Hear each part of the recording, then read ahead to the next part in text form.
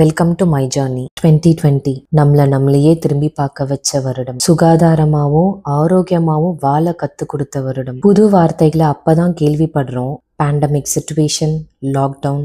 S, நான் கோவிடை பற்றி தான் பேசிட்டு இருக்கேன். ஒரு சைடு நிறைய உயிரிழப்புகள், நம்மளை சுற்றி இருந்த சில பொதுநலவாதிகளையும் பல சுயநலவாதிகளையும் அடையாளம் காட்டிய வருஷம் 2020 தான். ஒரு சில சர்வே சொல்லுது 2020 தான் மனித குலம் ஹையஸ்ட் டிப்ரெஷனை ஃபேஸ் பண்ணியிருக்குன்ட்டு பதிவு பண்ணப்பட்டிருக்கு. அதில் நானும் ஒருத்தி. இந்த சென்னையே வேண்டான்னு நேட்டிவ் பிளேஸ்க்கே போயிட்டேன். எல்லார்கிட்ட இருந்துமே டிஸ்கனெக்ட் ஆகிட்டேன். என்னோடய மொபைல் ஸ்விட்ச் ஆஃப், எந்த சோஷியல் மீடியாஸ்லும் இல்லை, எல்லாத்துலேயுமே சைன் அவுட்.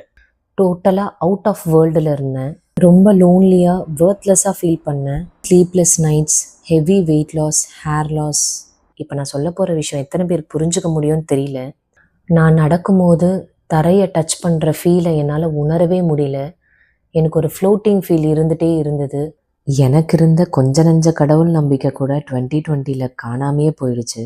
என்னையே நான் மறந்து ஒரு ஆள் இருளில் மூழ்கி இருந்தேன். அப்போ தான் கனவுல கடவுளே வந்து பேசினாருன்னு சொன்னால் உங்களால் நம்ப முடியுமா?